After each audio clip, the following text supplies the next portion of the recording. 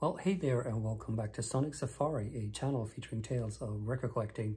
I am your host, Marcus, a Swedish hipster lost in the fog in San Francisco. So last week we looked at the independent jazz reissue label Sam Records and their obsession for releasing high quality, rare live recordings. So if you haven't checked out that video, please do. It is truly one of my favorite labels.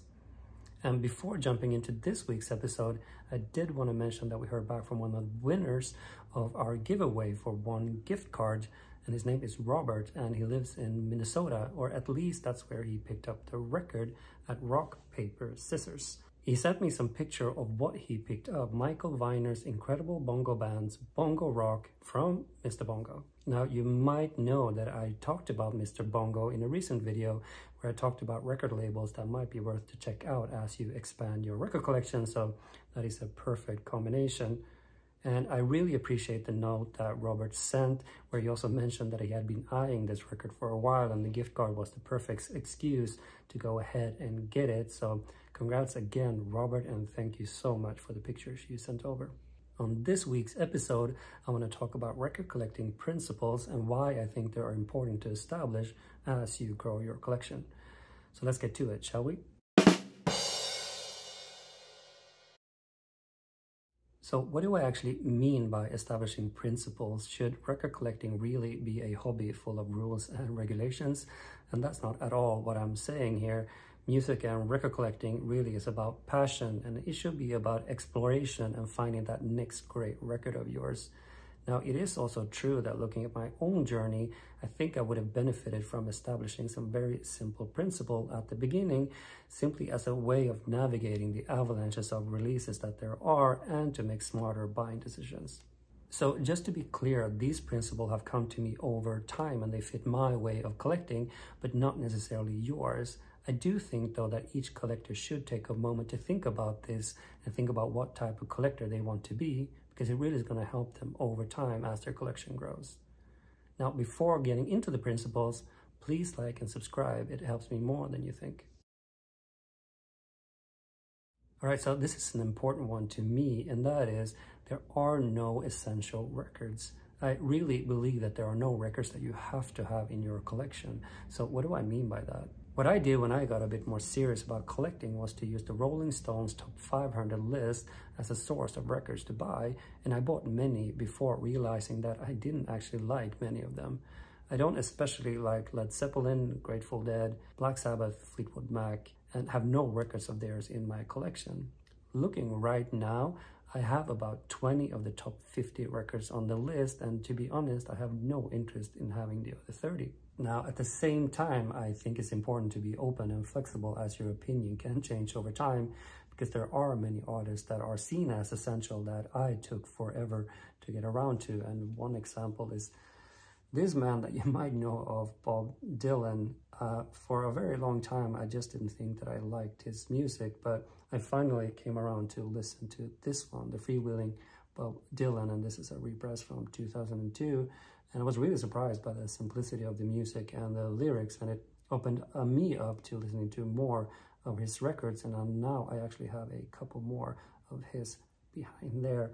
And another example would be this gentleman right here, Neil Young, and it's kind of the similar story. I just didn't think that I liked him, and maybe in part because of his very characteristic, let's say, voice. But I did listen to this Finally Harvest, and this is the 1972 gatefold version. And it's an incredible record, singer-songwriter, folk, rock, whatever you want to call it.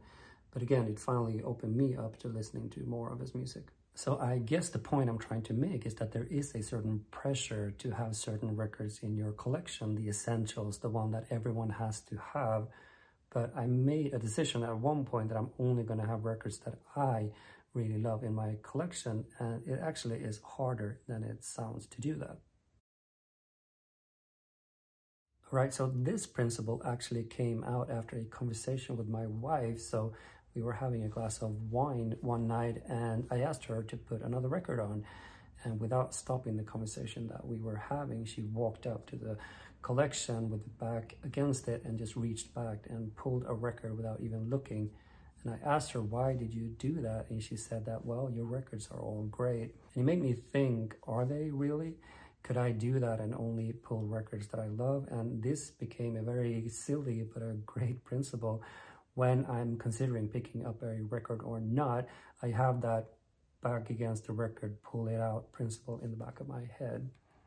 Now, what record did she pull, you might ask? It was actually this one, the Wynton Kelly Trio, It's All Right. And this is a fantastic cool jazz record, and this cover is obviously absolutely phenomenal. And it always makes me think about that Batman meme. So this principle has always kind of come natural to me, and that is that I only buy one pressing of the same title. Now, to be honest, in the beginning, I didn't even care about the pressings. I just bought the records that I could find. So at one point, I did make a conscious decision to have good pressing, be that an original or a repress from, let's say, Analog Productions. But that also meant that when I found this, I would get rid of the one that I already had. In part, that is because of space. I don't have an infinite amount of space to store my records. And I also prefer to have many records from different artists versus having many pressings of the same title. Now, of course, there are exceptions, and one is this one. This is Marilyn Moore and her Moody. This was her only record, and it was released in 1963. A fantastic vocal jazz record, and apparently she was good friends with Billie Holiday, whatever that means. But I did pick this one up online, assuming that I could not find it in a store. So, of course, a couple of months later at Stranded Record in San Francisco, I found this one, which is a UK pressing from the 80s. And you can see that the color is a bit different from the OG. Now, this one is in way better condition and it plays much better. So, I'm keeping both. So the fourth principle is about purging my collection. So my collection bag here is in a constant state of flux. There are records coming in and out. I'm upgrading, selling, and that's okay. I did a video about this, and to summarize it, it's really about avoiding the 7. And what do I mean by that? Well, I think it's very easy to spot a bad record and also a great record, but the in-between can be a bit more tricky. That's the record that might have 1, 2, 3 great songs and the rest are okay, and necessarily it doesn't have any sentimental value to you, so it goes into your collection and then kind of disappear. And I think those are the records you have to be a bit careful about, because they have a tendency to inflate the volume of your collection, but also put that notion of killers, no fillers at risk.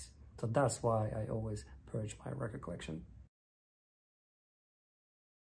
So the last principle that I find useful to me is around the formats that I buy. So I basically only buy vinyl, no cassette, no CDs, and I would say that 98% of it is 12-inch vinyl. I'm not a big fan of 10-inch or 7-inch simply because of the fact that I don't play them as often. And the most of the 7 inches I have are the ones that come as an extra in a 12-inch record. So as far as 10 inches go, I do have a couple, and I can actually show you all of them. That's how few I have. And the first one is this one. This is Miles Davis' Elevator to the Gallows, and I'm not even going to try and pronounce that in French.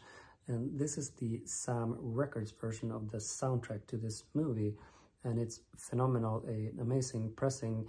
And I actually did a video about Sam Records because I love them that much. So if you haven't checked out that, you should. And I also picked this one up, which is Shout Out Loud's EP 100 Degrees. Now, their debut album, How Gaff Gaff, is one of my all-time grails, and it's impossible to find. So this is the closest I've gotten, but it's a cool recording to have because it is their very first recording, and the song Very Loud is on there, which is just indie rock perfection. So definitely check that out. And last but not least, we also have this one, Alalas. And Alala's debut self-title is one of my all-time favorite records. They have a very breezy California beach sound. So an absolutely great record, which is why I picked this EP up, which is called Covers No. 1. And it has an absolutely fantastic version of George Harrison, Fish Out of Sea. So you should definitely check that one out. So what about box sets? And that's also something that I avoid buying, to be honest. I think in part, I have a feeling that the box sets, I have records from it partially at least already, and I just don't listen to them as much. Maybe I'm just lazy to pull them out of the box. So compare that to the often elevated price, I just kind of keep away from box sets. Now, of course, you could keep the records separate from the box, but I just find that that kind of defeats the purpose in a way.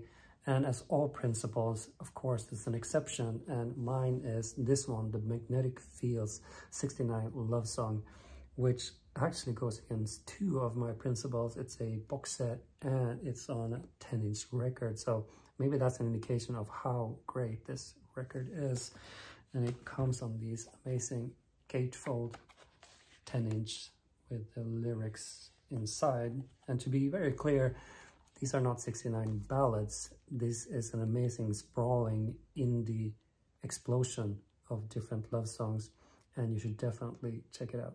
Okay, so those were the 5 simple record collecting principles that I use to navigate the avalanche of records that come at us every single week. And of course, I would love to hear from you. What are the record collecting principles that you use when you're out digging for records? All right, so that's it for today's episode. Please like, subscribe, and all that good stuff. On the next episode, I want to talk about Gils Peterson and how one person can be the gateway to a world of amazing music. Until then, tack och adjö.